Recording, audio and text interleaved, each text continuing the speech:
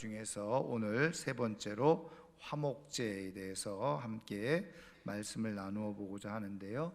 화목제는 샬롬하고 어원이 같아요. 그래서 여러분 샬롬이 평안, 평화 그런 뜻이잖아요. 자, 그래서 쉘라밈이라고 이렇게 하는데 화목제를 그래서 peace offering 이렇게 말하고 있습니다. 그래서 간단하게 얘기하면 하나님과 우리 사이의 그 화목을 위해서, 평화를 위해서, 그리고 또 사람과 사람 사이의 화평과 평화를 위해서 드리는 제사, 이것이 바로 화목제다 그랬습니다. 자, 그런데 첫 번째로 화목제의 다른 이름을 우리가 이제 보게 되어지는데, 화목제의 다른 이름을 통해서 화목제를 드리는 이 목적을 우리가 이제 발견할 수 있는데요. 세 가지가 있습니다. 먼저 첫 번째는 감사제입니다. 감사제. 이걸 다른 말로 수은제라고도 하는데, 여기서 이제 숫자는 갚을 숫자, 보상할 숫자. 그래서 갚는다, 보상한다 그런 뜻입니다. 그래서 은혜를 갚는 제사죠. 수은제라는 것. 자, 그래서 이 감사제는 말 그대로 구원의 은혜에 감사하고, 그리고 삶의 필요를 채워주는 것에 대해서 또 하나님의 보호하심, 이런 것들을 경험하면서 하나님 앞에 드리는 제사, 이것이 바로 감사제요, 그리고 화목제죠. 그러니까 여기에 목적이 분명하죠.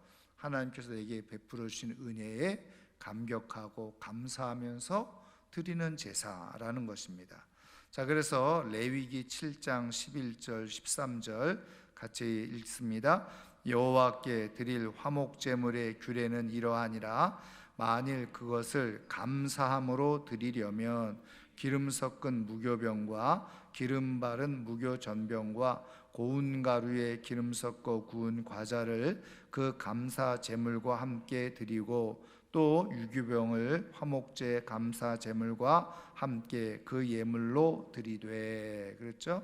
그래서 감사함으로 드리려면, 그래서 오늘 우리가 읽은 이 레위기 3장에서는 말씀드린 것처럼 이제 세 가지 나중에 보겠습니다만은 가축, 그래서 소하고 그리고 양하고 염소만 나와 있는데, 이제 화목제의 또 중요한 그 재료로 오늘 우리가 읽은 말씀에 나와 있는 것처럼 소제 재료로 쓰여지는 그런 무교병, 무교전병, 고운 가루, 이거를 덧붙여서 이렇게 하나님께 드렸다는 것을 우리가 알 수 있죠.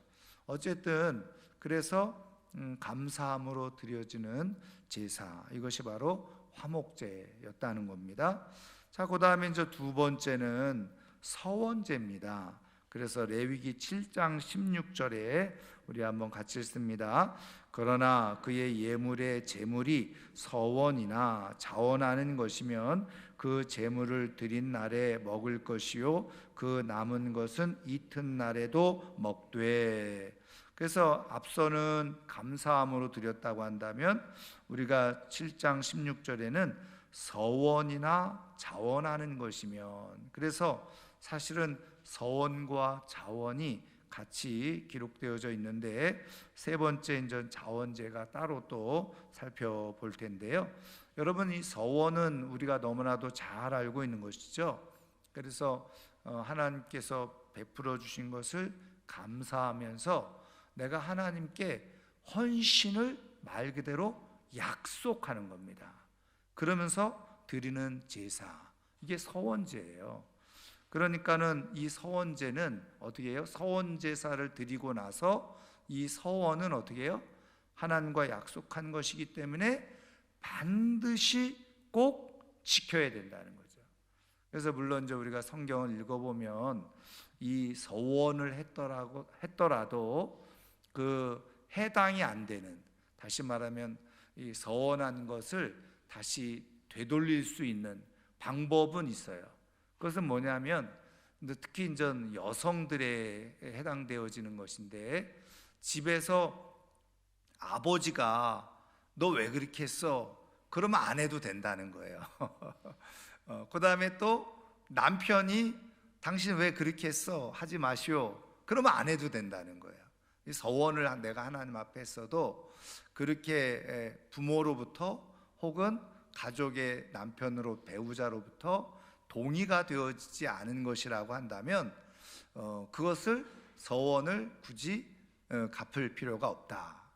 그런 내용이 성경에 우리가 읽어보면 알 수 있잖아요.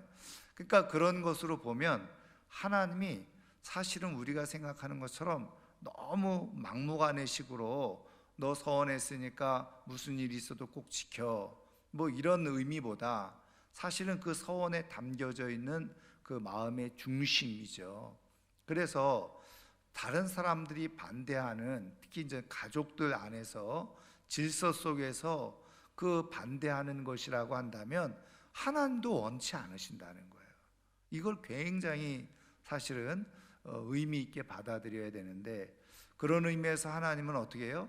바로 하나님 앞에 가정의 화평과 평화, 하나님은 그것을 더 기뻐하시는 그런 의미가 거기에 담겨져 있다는 것을 알 수 있죠.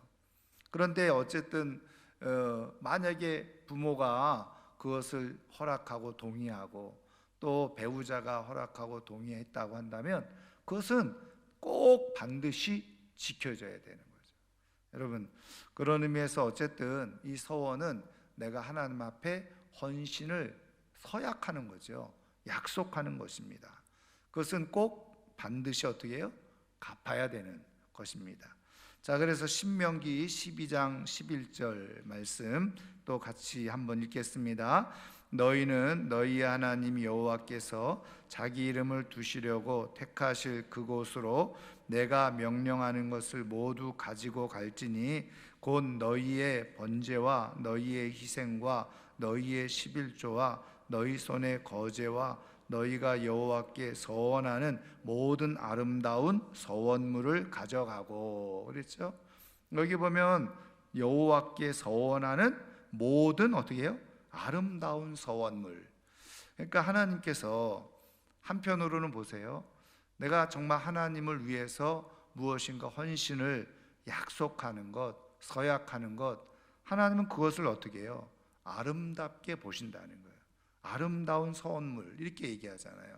그러니까 하나님은 하나님께 무엇인가 내가 약속을 하면서 내가 드리고자 하는 것, 그것이 시간이든지 물질이든지 내가 어떤 헌신, 몸으로 드리는 것이든지 하나님은 그것을 아름답게 여기신다. 그러니까 이런 비밀을 잘 깨닫는 사람들은요, 왜 이게 중요하냐면 말씀드린 것처럼 우리가 그저 생각만 하면, 제가 늘 말씀드렸잖아요, 생각만 하면은 잘 실천이 안 돼요. 그렇죠? 실행이 잘 안 돼. 그리고 그것이 말씀드린 것처럼 그냥 나만 혼자 생각하고 있는 것이니까 구속력이 없어요. 그런데 내가 직접 하나님 앞에 내가 약속을 하고 이렇게 내가 하겠다 하면요, 구속력이 있는 거죠. 그리고 그것을 여러분 주변에 있는 사람들과 함께 이야기를 하고 하면은 더 큰 구속력이 있어요. 그래서 뭐 좀 다른 얘기기는 합니다만은 여러분 알코올 중독이든지 어떤 이렇게 중독 치료하는 데 있어서요, 제일 첫 번째가 뭔지 아세요?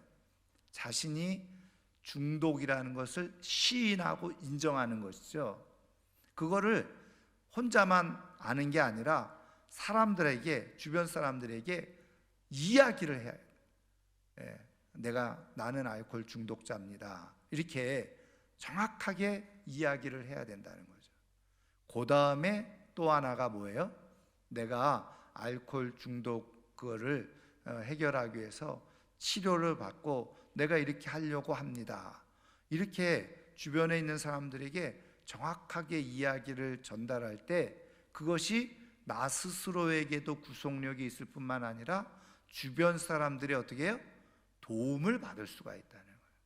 여러분, 그런 의미에서 서원제물도 마찬가지예요. 내가 하나님 앞에 무엇인가 약속을 한다고 했을 때 여러분 그것을 공개적으로 하면은 내가 때로는 100% 모든 것들이 다 늘 좋아서 기뻐서 다 하는 건 아니잖아요. 그런데 내가 하나님 앞에 약속한 것이 공개적으로 다른 사람들에게 다 알려졌잖아요. 그러면 때로는 내가 그것을 참 하기 싫을 때도 있는데 사람들 앞에서 내가 약속해 놓은 것이 있고 또 선언한 것이 있으니까 마치 못해서라도 하게 되어져요. 근데 중요한 것은 우리 하나님은 우리의 인생의 생각과 모습을 잘 알고 계시거든요. 여러분, 모든 사람이 항상 100% 모든 것 하나님께서 다 만족하시는 대로 우리의 삶을 살아가고 신앙생활을 하고 예배를 드리고 헌신할까요? 그렇지 못해요. 하나님은 우리가 다 불완전한 속에서 이렇게 신앙생활을 하고 하나님을 믿고 있는 것 하나님 다 아시잖아요. 그래서 우리의 의로는 완전하지 못하기 때문에 우리의 의를 위해서 예수님, 완전하신 예수님을 우리를 대신해서 십자가에 내어주신 거예요. 그래서 우리는 예수님의 의로만 우리는 완전함을 얻게 되어져서 하나님 앞에 드려지는 인생이 될 수 있는 거죠. 어쨌든 그래서 어떻게 해요? 그런 걸 다 아셔요. 그런데 그런 가운데서도 하나님과의 약속한 것을 지키기 위해서 이렇게 사람들 앞에서 공개적으로 약속을 하고, 그러면 어떻게 되느냐? 때로는 말씀드린 것처럼 내가 불완전하니까, 완전하지 못하니까 하기 싫을 때도 있고 또 원치 않을 때도 있는데, 약 공개적으로 했으니 내가 사실은 반은 억지로 할 수 없어서 하는 경우도 있어요. 그런데 우리 하나님은 그것을 다 어떻게 해요? 다 묶어서 그것을 완전히 이룰 때에 하나님은 그것을 통해서 더 큰 축복과 영광과 기쁨을 우리에게 베풀어 주신다는 거예요. 여러분, 하나님께 약속한 것은요, 하나님이 아름답게 보시는 줄 믿으시기를 주님의 이름으로 축원합니다. 그래서 이런 영적 비밀들을 잘 깨닫고 아는 사람들이 어떻게 해요? 그냥 내가 혼자 속으로만 하는 것이 아니라 때로는 공개적으로 이렇게 서원을 하나님께 드릴 수가 있다는 겁니다. 여러분, 물론 함부로 해서는 안 되지만 내가 정말 중요한 목적과 뜻을 가지고 내가 정말 하나님 앞에 약속을 다짐하기를 원할 때 그것에 우리가 함께 참여하게 되므로 하나님께서 정말 아름답게 여기시는 우리의 신앙이 될 수 있기를 주님의 이름으로 축원합니다. 자, 그 다음에 이제 세 번째는 말씀드린 그대로 레위기 7장 16절에 나와 있는 것처럼 자원제입니다. 자원제. 자원제는 말 그대로 스스로 자원해서 소원을 품고 하나님 앞에 드리는 제사인데요. 이거를 다른 표현으로 낙헌제다 이렇게 표현을 하는 겁니다. 그래서 여기 낙자가 무슨 낙자냐? 사실은 악기 낙자예요. 악기를 얘기할 때. 그래서 이거를 조금 더 포괄적으로 얘기하면 기쁨으로 드리는 제사죠. 기쁨으로 헌신하겠다고 다짐하는 그것이 바로 낙헌제입니다. 그래서 이거를 그냥 조금 더 축소하면 내가 악기로 하나님 앞에 기쁨을 올려드리는 것, 이것이 바로 낙헌제 이렇게 얘기할 수 있죠. 사실은 이것도 기쁨으로 스스로 자원해서 내가 하나님 앞에 드리는 것을 말하는 겁니다. 자, 그래서 시편 54편에 다윗이 뭐라고 고백을 합니까? 같이 읽어보겠습니다. 내가 낙헌제로 주께 제사하리이다. 여호와여 주의 이름에 감사하오리니 주의 이름이 선하심이니이다. 아멘. 여기서 낙헌제로 내가 주께 제사하겠다. 내가 기쁨과 즐거움, 악기를 다 동원해서 내가 하나님 앞에 제사를 드리겠다. 이제 그런 의미인 거죠. 그래서 이 화목제에는 감사제가 있고 서원제가 있고 자원제 혹은 낙헌제가 있다. 그래서 이 화목제를 드리는 중요한 목적 중에 하나가 뭐예요? 하나님께서 베푸신 은혜에 감사하고 그것을 통해서 하나님 앞에 반응함으로 말미암아서 하나님과의 관계를 어떻게 해요? 다시 회복하고 이제 세우는, 하나님과의 관계를 더 풍성하게 하는, 그것이 바로 화목제다. 그래서 말씀드린 것처럼 서원제, 감사제, 또 자원제, 낙헌제 뭐 안 해도 이거는 사실은 죄가 되지 않을 거예요. 그렇죠? 우리가 말씀드린 것처럼 속죄제, 이제 다음 시간에 볼 건데, 이거는요 반드시 드려야 되는 거잖아요. 왜? 그것이 드려지지 않으면 죄 사함이 이루어지지 않으니까. 그런데 이 화목제는 사실은 어떻게 보면 선택적인 거예요. 해도 되고 안 해도 되고, 안 한다고 해서 하나도 문제될 것이 없어요. 그런데 여러분, 하나님과의 관계 속에서 정말 풍성한 것은, 하나님이 정말 기뻐하시는 것은 무엇입니까? 내가 시키지 않아도, 내가 굳이 꼭 하지 않아도, 내가 정말 하나님이 좋아서 내가 하나님께 드리고 하나님께 제사를, 예배를 드린다. 여러분, 그것만큼 하나님께서 기뻐하실 일이 어디 있겠습니까? 제가 오늘 새벽에도 말씀을, 레위기 10장 말씀을 나누면서 용서받을 죄, 용서받지 못할 죄, 왜 정확하게 구분되는 게 뭐라고요? 여러분, 내가 하나님을 향해서 진심을 가지고 내가 예배하고 신앙생활 하다가 실수할 수도 있죠. 부족할 수 있어요. 그런데 그런 거는 하나님이 내 진심을 아시기 때문에 용납해 주고 용서해 주시고 거기에 더 풍성한 하나님의 은혜가 부어져요. 그런데 똑같이 신앙생활 해도 용서받지 못할 허물이 있다는 거예요. 죄가 있어요. 물론 뭐 그거 가지고 하나님께서 뭐 저주를 내리시거나 재앙을 내리시는, 물론 나답과 아비후는 바로 죽게 되어지는 그런 엄청난 재앙 가운데 있었지만, 그걸 가지고 하나님께서 백성들의, 이스라엘 백성들이나 오늘 이 시대에 우리에게 교훈해 주시려고 했던 거 뭐예요? 이 나답과 아비후는 하나님 앞에 진심이 없었다는 거예요. 그저 형식만 있었던 거죠. 그러니까 그냥 그 자리에서 죽음을 당했는데, 영적인 의미로 뭐예요? 하나님과의 관계가 멀어지는 거예요. 끊어지는 거죠. 그래서 신앙생활도 그렇게 진심을 담지 않으면 몸은 교회에 나와서 있을지 모르지만 하나님과의 관계는 멀어져 있고 하나님과의 관계는 끊어져 있는 거예요. 겨우 어떻게 보면 명맥만 유지하고 있는 상태. 그래서 신앙생활에도 감격이 없고 감동이 없어. 행복하지 않고 신앙생활이 지루하고 재미없고 그냥 억지로 끌려 나오듯이 그냥 신앙생활하는 거예요. 어떻게 보면은 불행한 인생인 거죠. 그게 바로 영적으로 어떻게 해요? 병들어가고 있고 죽어가고 있는 신호인 거죠. 어떻게? 하나님을 향해서 진심이 담겨져 있잖아요. 그래서 제가 여러분, 예배든 봉사든 또 우리가 하나님 앞에 드리는 헌금이든 거기에 본질, 하나님이 정말 기뻐하시는 건 뭐냐? 제일 기뻐하시는 거는 오늘 우리가 이 화목제의 목적 그대로 감사함으로, 기쁨으로, 자원해서, 이거 하나님이 제일 좋아하시는 거예요. 그래서 여러분 보세요.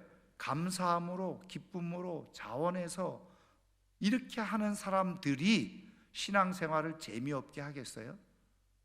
그렇지 않게. 신앙생활 지루하게 하겠습니까? 절대 지루하지 않죠. 왜? 감사와 기쁨으로 자원해서 그렇게 삶을 드리려고 하는데 뭐가 지루하고 재미없고, 거기다가 더 중요한 건, 여러분 신앙생활을 하면서 내가 시간을 들이고 물질을 들이고 에너지를 여기다 쏟는데 내가 왜 이 짓을 하고 있지? 야, 시간이 아깝네.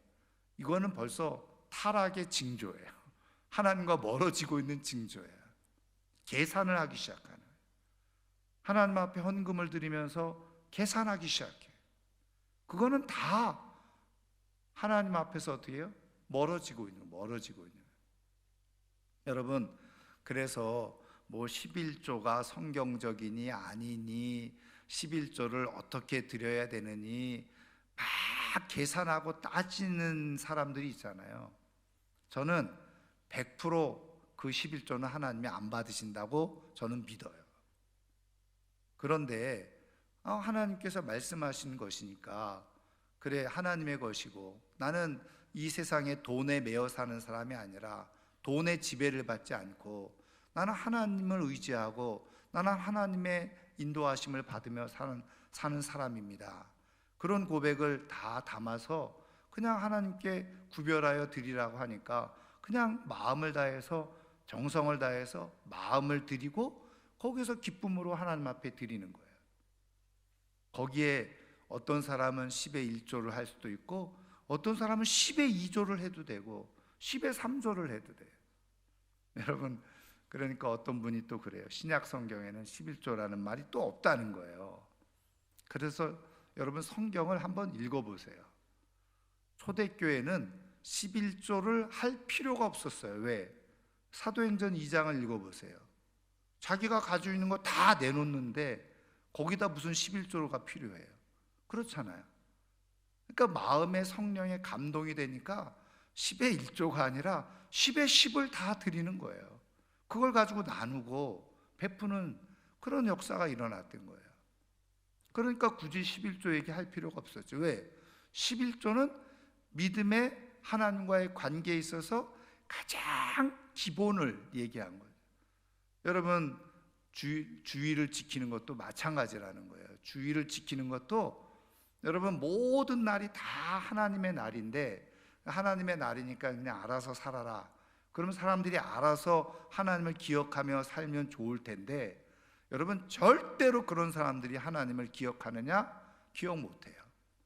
그래서 하나님은 안식일, 주일을 일부러 만들어서 자꾸 우리로 하여금 하나님을 기억하게 하는 마지노선의, 시간의 마지노선이 주일이래요. 그런데 그 마지노선마저 어떻게 해요? 다 내 맘대로 해버려요. 그럼 하나님과의 관계가 이미 무너져 있는 거죠. 멀어져 있는 겁니다. 어쨌든 우리 신앙에 있어서 풍성한 하나님의 은혜는 화목제를 드릴 때 풍성함이 나타나는 거예요.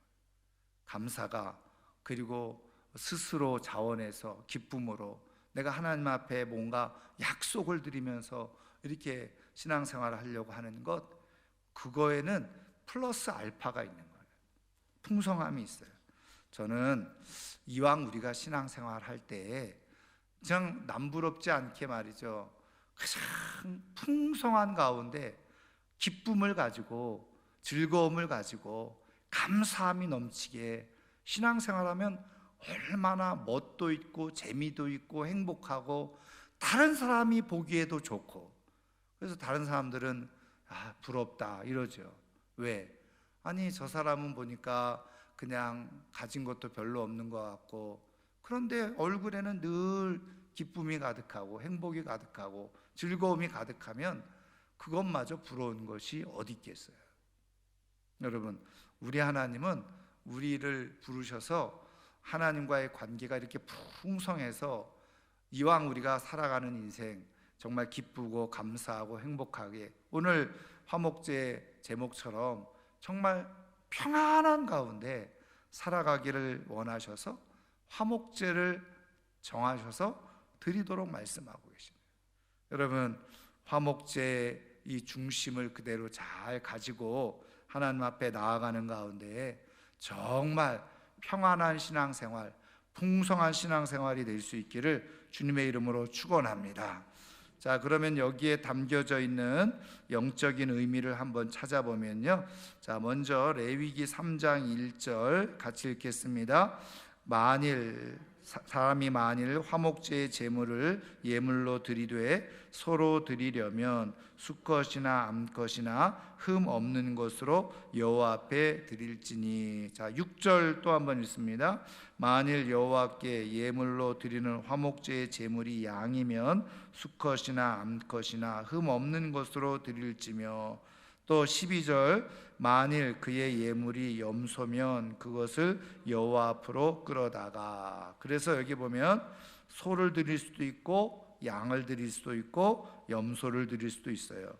또 앞서 우리가 감사제를 드리면서 이런 소제로도 드릴 수가 있습니다. 근데 여기에 중요한 내용은 뭐예요? 바로 흠 없는 것으로 드리렸다는 거예요. 자, 그래서 베드로전서 1장 18절 19절 같이 읽겠습니다.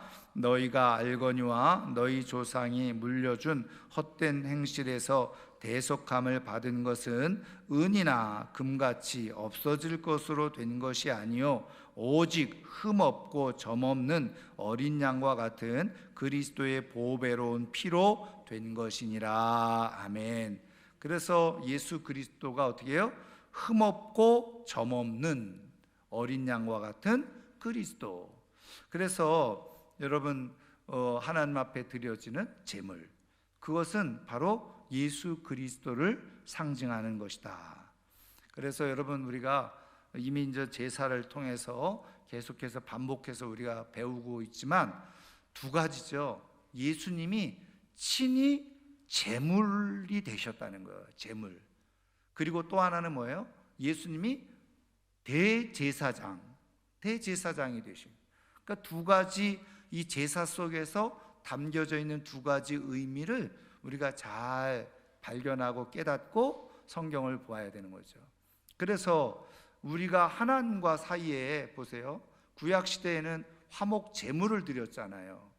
그런데 우리는 하나님과 이제는 화목하기 위해서 우리에게 필요한 건 뭐라고요? 예수 그리스도. 예수 그리스도가 흠없는 제물로 드려주셨다는 거예요. 그래서 우리가 하나님과 화목한 관계를 맺을 수 있는 가장 유일한 길은 뭐냐? 예수 그리스도 안에 있는 것이에요. 이거를 또 앞서 말씀드린 것처럼 우리가 이제 뒤에서도 보겠습니다만은 사람들과 사람들 사이에서도 화목한 관계를 유지하려고 할 때 그때 화목제물이 되신 분이 누구라고요? 예수 그리스도. 그래서 사도 요한은 이 비밀을 잘 깨달았던 사람이잖아요. 그래서 어떻게 해요? 사도 바울도 마찬가지였고 주 안에서 사랑하라. 주 안에서. 그 얘기는 뭐예요? 예수 그리스도를 중심에 모시고, 그러니까는 저 사람을 볼 때 그냥 저 사람의 어떤 보여지는 것만으로 보는 것이 아니라 예수 그리스도를 통해서 보라는 거예요. 예수 그리스도를 통해서 보면 어떻게 해요? 가려질 것 다 가려지고 좋은 것만 보이는 거예요. 이게 바로 예수님이 속죄 제물이 돼서, 흠없는 속죄 제물이 돼서 사람과 사람 사이의 화평의 관계를, 평화의 관계를 만들어내는 아주 중요한 요인이라는 거죠. 여러분, 다른 사람하고 관계가 가정 안에서든지 친구 사이에서든지 멀어지고 나빠지는 이유가 뭘까요? 뭐 여러 가지 이유가 있겠습니다만은 자꾸 상대방의 단점과 흠만 자꾸 보면요 멀어지게 돼 있어요. 그렇죠? 그게 다툼이 일어나게 되어지죠. 그런데 여러분, 우리가 흔히 얘기할 때 사랑할 때 어떻게 해요? 콩깍지가 씌었다 그러잖아요. 콩깍지가 씌우면 단점이 보이지 않는 거예요. 좋은 점만 보이는 거죠. 그러다 보니까 그게 사랑에 빠지는 거잖아요. 근데 다른 사람이 볼 때는 저런 사람을 좋아하지? 근데 뭐 하나도 안 보여. 그게 불편하지 않아. 그러니까 그게 바로 사랑이라는 거죠. 사랑으로 보니까 불편하지 않고 문제가 되지 않는 거예요. 여러분, 그래서 우리가 예수 그리스도를 통해서 사람을 보게 되어질 때 그런 불편하고 단점은 가려지고, 그리고 어떻게 해요? 좋은 점만 보이는 거예요. 그러다 보니까 어떻게 해요? 좋은 것만 그리고 좋은 관계가 유지되어질 수 있는 거죠. 여러분, 예수 그리스도를 통해서 다른 사람과의 관계, 또 하나님과의 관계가 화목되어지는 그런 은혜와 축복이 있기를 주님의 이름으로 축원합니다. 이를 위해서 예수님이 피 흘려서 십자가에서 죽으셨다는 거예요. 자, 그 다음에 4번 보겠습니다. 레위기 3장 2절이죠. 같이 읽습니다. 그 예물의 머리에 안수하고 회막문에서 잡을 것이요 아론의 자손 제사장들은 그 피를 제단 사방에 뿌릴 것이며. 여기 세 가지가 있죠. 세 가지 행위가 나와요. 먼저 예물의 머리에 안수하는 것. 그게 뭐냐? 고린도후서 5장 21절 같이 읽습니다. 하나님이 죄를 알지도 못하신 이를 우리를 대신하여 죄로 삼으신 것은 우리로 하여금 그 안에서 하나님의 의가 되게 하려 하심이라. 아멘. 그래서 그 동물의 머리 위에다가 안수한다는 건 뭐예요?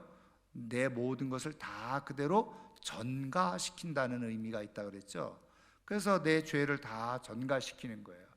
그래서 내가 원래는 죽어야 되는 건데 지금 내 죄가 다 전가된 이 동물이 죽음으로 말미암아서 내 죄가 사함을 받고 용서를 받는 거죠. 덮어지는 걸 얘기하는 거예요. 자, 그래서 머리에 제물에다가 어떻게 해요? 안수를 했어요. 그런데 그 의미가 뭐냐? 바로 우리 예수님께서 어떻게 해요? 우리를 대신하여 죄로 삼으셨다. 하나님께서 우리를 대신해서 예수님에게 죄를 삼으셨다는 거예요. 그래서 성도의 죄를 대신해서 우리 예수님이 짊어지신 것을 의미한다. 자, 그 다음에 두 번째 마태복음 20장 28절 같이 읽습니다. 인자가 온 것은 섬김을 받으려 함이 아니라 도리어 섬기려 하고 자기 목숨을 많은 사람의 대속물로 주려 함이니라. 여기 두 번째 회막문에서 짐승을 잡는 거죠. 도축하는 걸 얘기하는 거예요. 그런데 그런 것처럼 바로 여기 잡는다는 것은 무엇을 얘기하느냐? 바로 예수님께서 우리를 대신해서 어떻게 해요? 대속물이 되신 것을 의미한다는 겁니다. 성도들을 위해서 그리스도께서 죽으신 것을 의미하는 거죠. 자, 그 다음에 세 번째, 그 피를 제단 사방에 뿌린다고 그랬는데 히브리서 9장 12절 같이 읽습니다. 염소와 송아지의 피로 하지 아니하고 오직 자기의 피로 영원한 속죄를 이루사 단번에 성소에 들어가셨느니라. 그래서 예수님께서 피 흘려 죽으신 이유, 여러분 우리가 잘 아는 것처럼 못 박히고 그리고 창으로 옆구리가 찔려졌을 때 물과 피를 다 쏟았다고 말씀하고 있잖아요. 그래서 예수님께서 그 흘리신 피, 그것이 뭐냐? 바로 우리를 향한 속죄의 피였다. 우리의 모든 죄와 허물을 다 덮기 위한 그 피였다는 거죠. 그래서 앞서 말씀드린 것처럼 여기에 나오는 모든 제물은 어떻게 해요? 다 예수 그리스도를 상징하고 있는 것이다. 자, 그 다음에 다섯 번째 레위기 7장 14절 같이 읽겠습니다. 그 전체의 예물 중에서 하나씩 여호와께 거제로 드리고 그것을 화목제의 피를 뿌린 제사장들에게로 돌릴지니라. 아멘. 자, 레위기 7장 34절 그 밑에 한 번 더 읽겠습니다. 내가 이스라엘 자손의 화목제물 중에서 그 흔든 가슴과 든 뒷다리를 가져다가 제사장 아론과 그의 자손에게 주었나니 이는 이스라엘 자손에게서 받을 영원한 소득이니라. 아멘.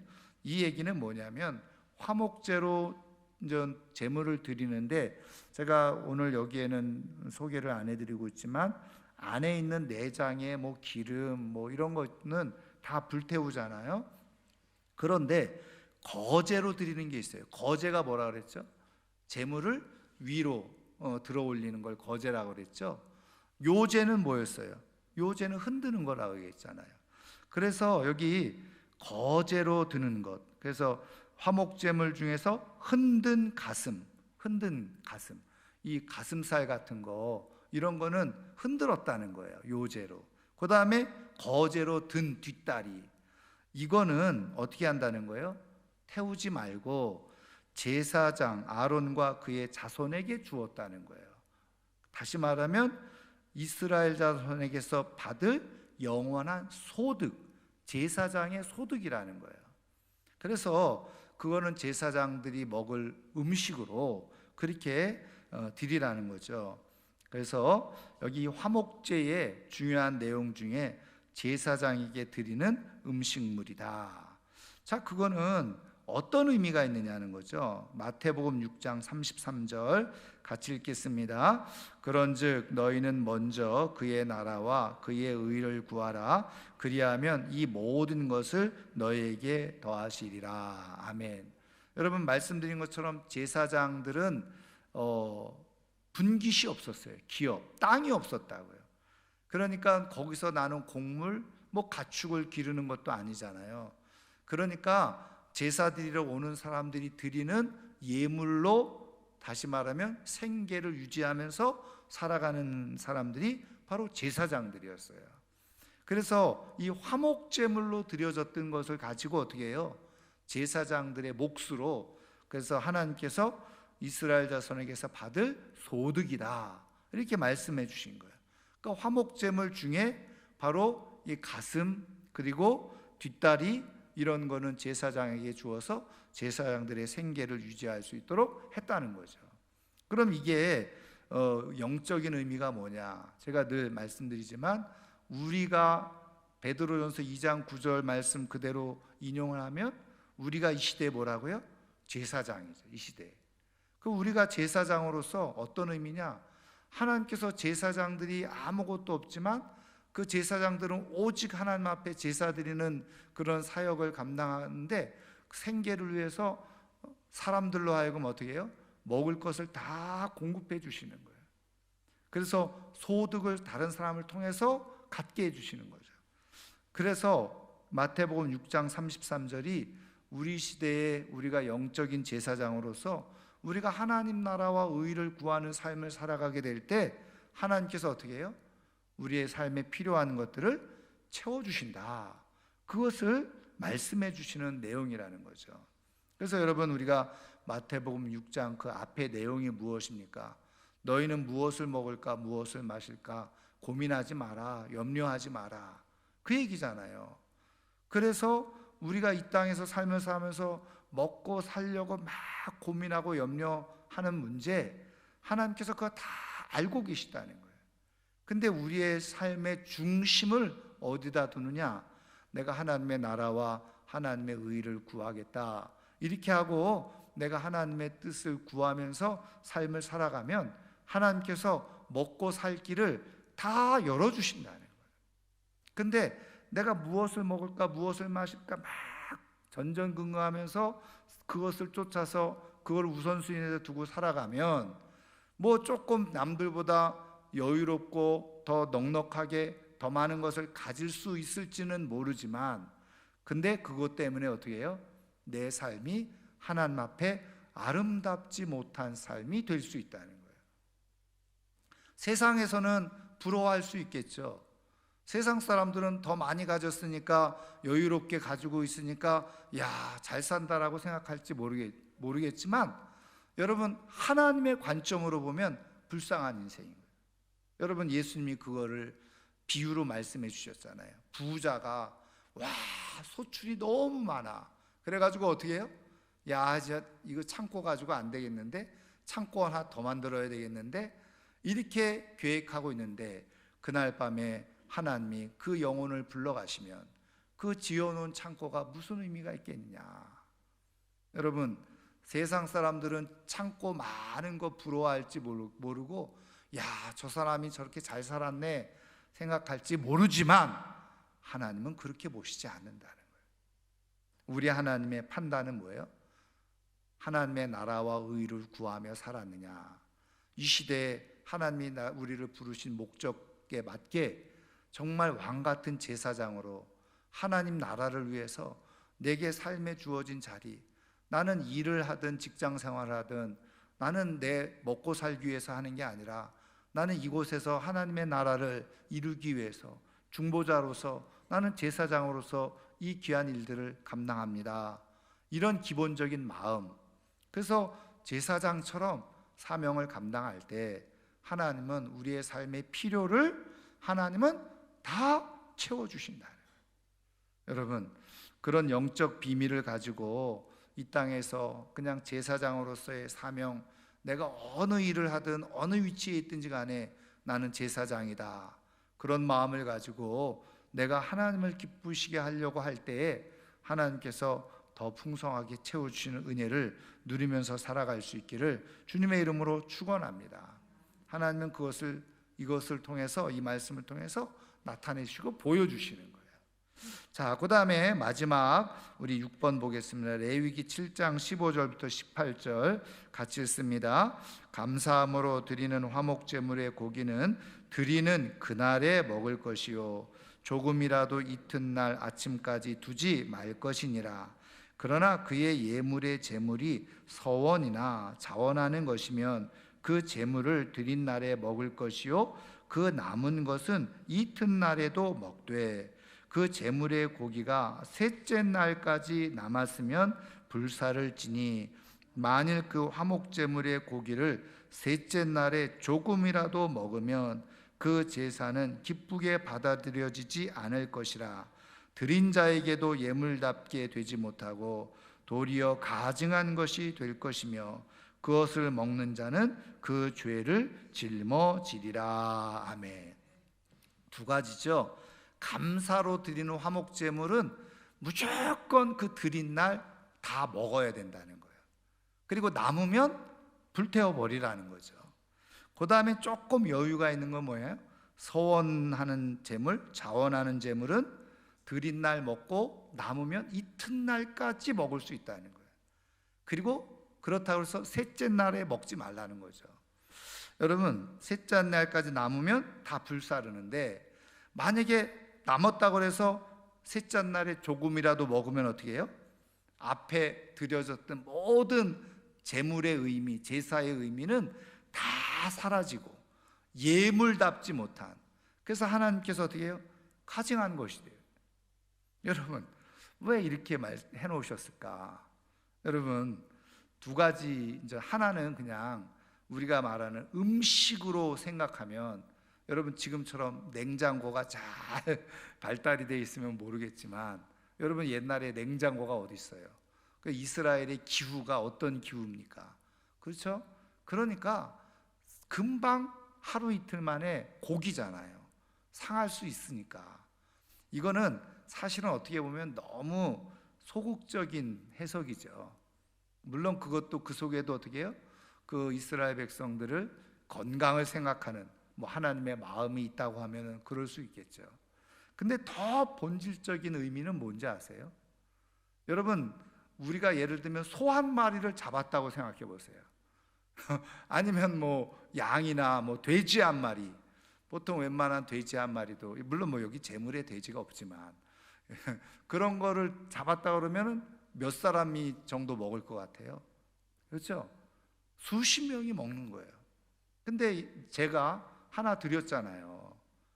근데 저하고 가족들하고 제사장에게 좀 드리고 그래도 남는 거예요. 여러분, 그래서 여기에 담겨져 있는 의미는 뭐냐? 어떻게 해요? 다른 사람들하고 빨리 나누라는 거예요. 어차피 그 다음날 먹지 못할 거, 다 불태워야 될 거 같이 함께 나누어 먹으라고 하는 의미가 여기에 담겨져 있는 거예요. 자, 그래서 여기에 중요한 의미는 뭐냐? 화목제물을 드렸으면 함께 식사하는 공동의 식사가 있었다는 거예요. 그러니까 감사제로 드리는 거는 그날에 다 어차피 못 먹을 거니까 다 나눠주는 거예요. 나눠주고 나만 먹을 것만 먹으면 되는 거예요. 제사장 목 드리고, 그리고 내 목, 그리고 어차피 그 다음날을 먹으면 다 무효가 되니까 다 나눠주는 거예요. 그리고 어떻게 해요?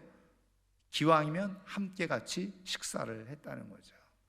여러분, 이 내용이 어디에 있느냐? 사도행전 우리가 2장 46절 47절 같이 한번 읽겠습니다. 날마다 마음을 같이하여 성전에 모이기를 힘쓰고 집에서 떡을 떼며 기쁨과 순전한 마음으로 음식을 먹고 하나님을 찬미하며 또 온 백성에게 칭송을 받으니 주께서 구원받는 사람을 날마다 더하게 하시니라. 아멘.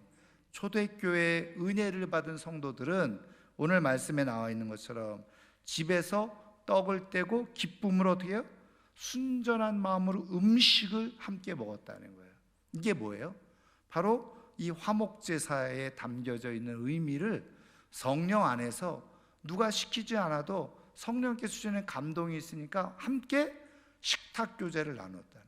여러분, 유대인들은 함께 식사하는 것을 뭐라고 그랬다고요? 가족 같은 사람에게만 함께 식사의 자리를 마련한, 집으로 초대해서 함께 식사한다고 그랬잖아요.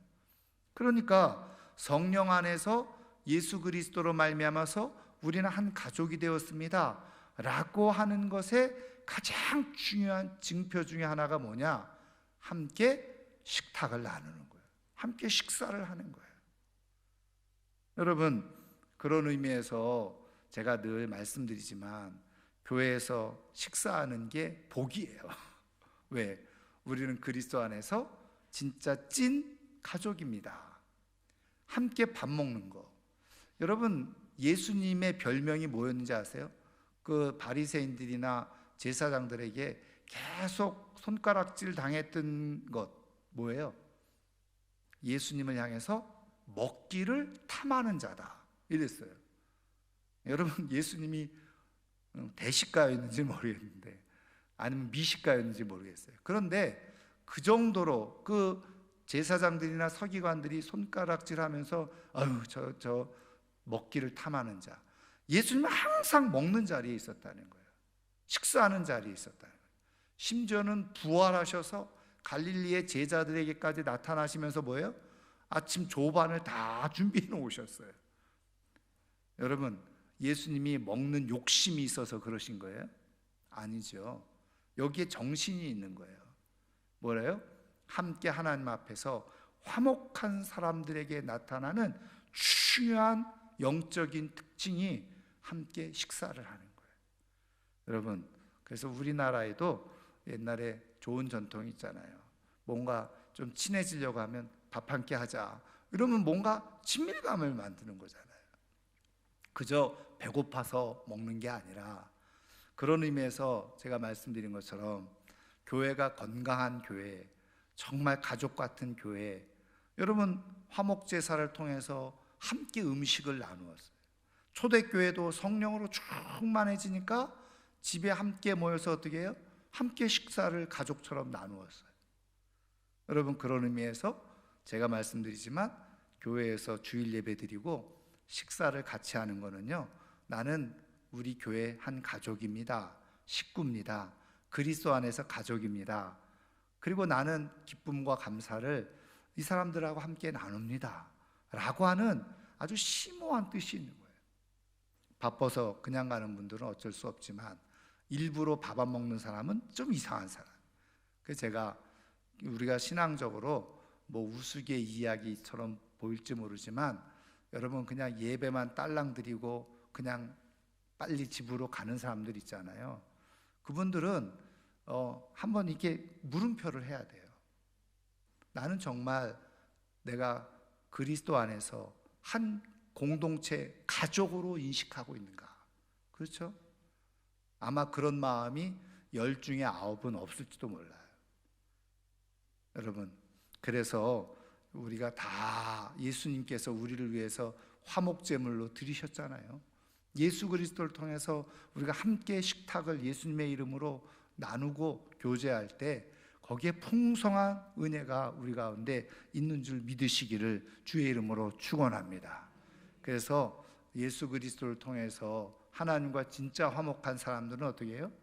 자기에게 주어진 것을 가지고 함께 나누는 자리에 있다는 거예요. 그 나눔을 통해서 더 행복한 신앙생활, 그리고 하나님과 더 화목한 신앙, 그리고 더 행복한 신앙의 삶이 될 수 있기를 주님의 이름으로 축원합니다. 자, 오늘 말씀을 통해서 우리 한번 같이 기도하기를 원하는데요.